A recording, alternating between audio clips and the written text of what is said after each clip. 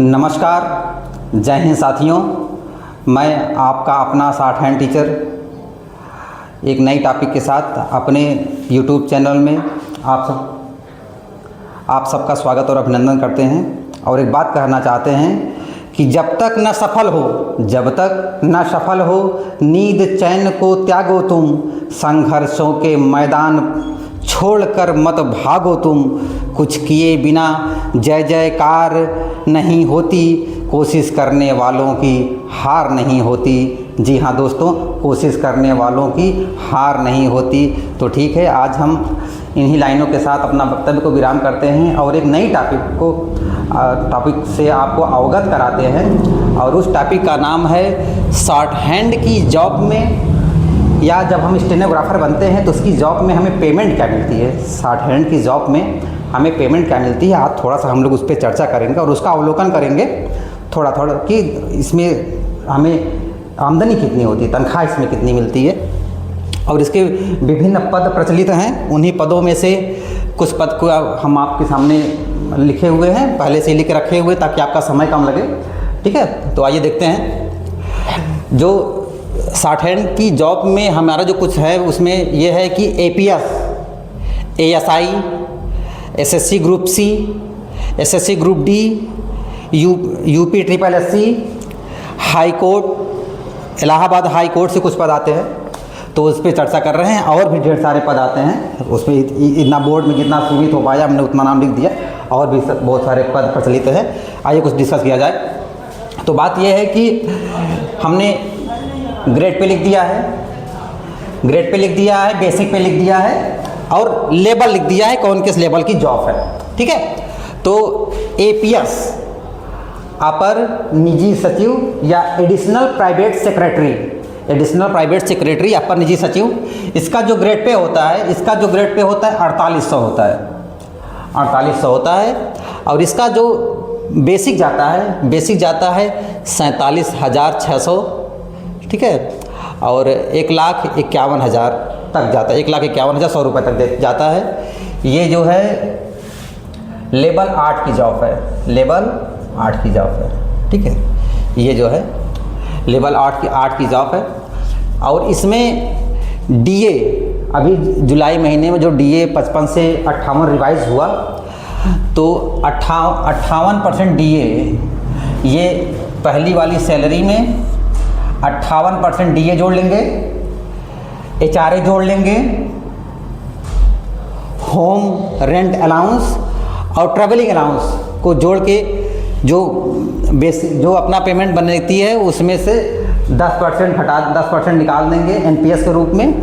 ठीक है, तो वो अपनी सैलरी हो जाएगी। इसका मतलब देखा जाए तो 47,600 का में आगे करके उसको निकाल लेते हैं हम लोग, 58% कर देंगे और 58% बाद HRA और TA करके निकाल लेंगे। ठीक है, ASI 4200 ग्रेड पे की जॉब है, 42। ये थोड़ा सा कैलकुलेशन लंबा पड़ जाएगा। अब चले 158% कर लें, फिर उसके बाद HRA जितना हो HRA और TA जितना हो TA का सीन नहीं है। ठीक है, लेकिन DA तो कम से कम हमें 158% निकालना ही पड़ेगा। बहुत लंबी कैलकुलेशन हो जाएगी, तो वो बाद में बहुत बड़ा वीडियो बन जाएगा।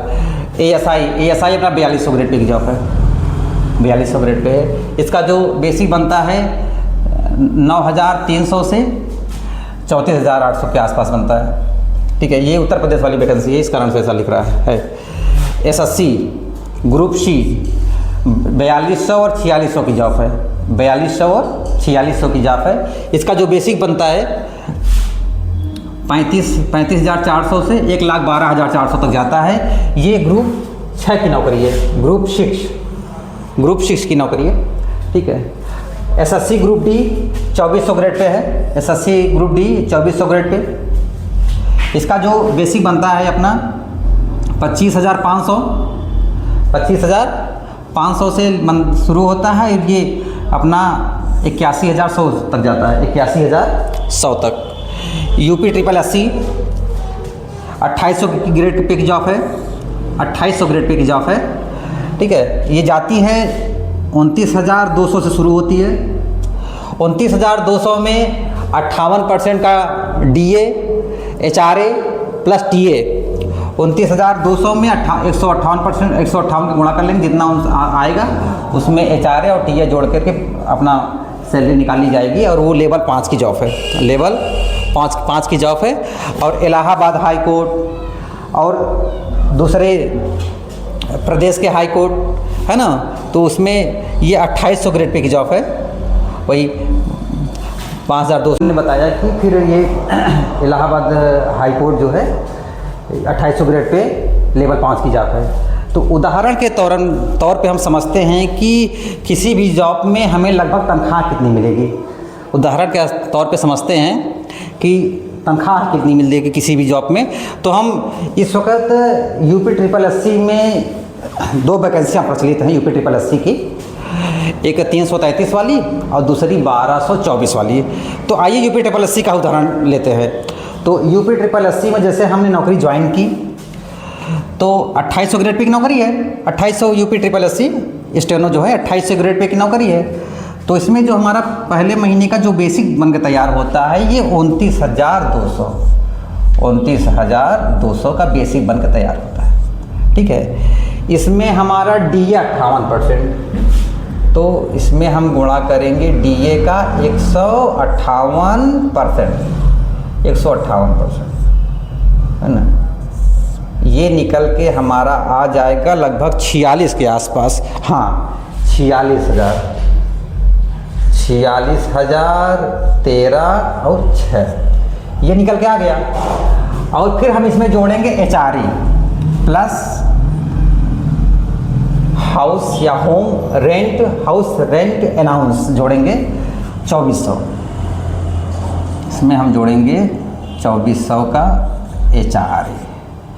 ठीक है, ये हमारा हो जाएगा 48,536 रुपये। ठीक है, इसमें 10% का वो कट जाएगा NPS, 10% का कटौती होगी NPS की। हाँ, लेकिन 14% NPS सरकार अपने खाते से डाल देगी। ठीक है, ठीक है, तो ये 24% आपका सेविंग चला जाएगा, 24% आपकी सेविंग चली जाएगी। मतलब देखा जाए तो इसमें 14% और जोड़ दो, 14% मोटा मोटी लगभग ये हो ही जाएगा अपना 52-53 हज़ार रुपये। ये अपना हो जाएगा 52-53 हज़ार रुपये, 52 अप्रॉक्सीमेट 53 हज़ार रुपये। NPS वाला 14% लगभग जोड़ लिया जाएगा।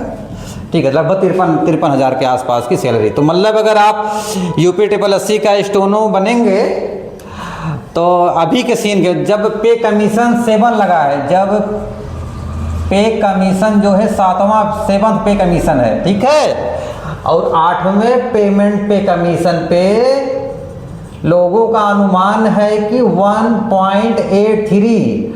ऐसा जब पे कमीशन का गठन नहीं हुआ था तो कुछ तथाकथित लोगों ने ऐसा कुछ माहौल बनाया था कि फिगमेंट फैक्टर 1.83 का गुणा होएगा इस वाली तनख्वाह में, 53,000 वाली में। लेकिन जो अश्विनी वैष्णव साहब आए थे उन्होंने बताया कि ये कुछ लगभग 2.5-3 गुना होने वाली है, 2.5 से 3 गुना लगभग सैलरी में इजाफा होने वाला है। ये बात की बात है, लेकिन जनवरी 2026 से लागू हो जाएगी। लेकिन जनवरी 2026 से 8वां वेतन आयोग लागू है। जनवरी 2026 के बाद जब आपको वेतन मिलेगी तो समझ लो कि अगर उसमें पूरा वही तो इसका 0.8 गुना, अश्विनी वैष्णव वाले हिसाब से इसका 2-2.5 गुना, मतलब लगभग इसमें इतना ही और आधा और है ना, उतना मिलेगा। जो बढ़ेगी वो मिलेगा। मतलब कि जनवरी 26 से आपकी तनख्वाह 53 हज़ार वाला सीन जो है लगभग ये पहुंचेगा अपना 80 प्लस 80 के आसपास रहेगी, 80,000 पर मंथ। तो 80,000 पर मंथ के आप मालिक होना चाह रहे हो तो UP-SSC के स्टेनो, ठीक है, 333 और 1224 है ना, स्टेनो 333 और 1224 में जो लोग फॉर्म डाले हो, अभी इसका पेपर 16 तारीख को है, इसका है 18 जनवरी को। ठीक है, मन लगा के तैयारी करो, स्टेनो बन जाओ। अब वो मेरिट नहीं जा रही स्टेनो वालों की। ठीक है। तो यही कहना चाह रहे हैं कि कम समय में सफल होना चाह रहे हो तभी भी स्टेनो तैयारी शुरू कर दो। तनख्वाह का सीन हमने बता दिया है, ठीक है, तनख्वाह का सीन बता दिया है। तो बस ठीक है, अब तनख्वाह भी बता दी है। इसके पहले कुछ वीडियो हमने बनाया था कि जैसे कम समय में आपको अगर स्टेनो सीखना है तो उसके लिए एक वीडियो आपने डिस्क्रिप्शन में पड़ा हुआ, उसको देख लीजिएगा।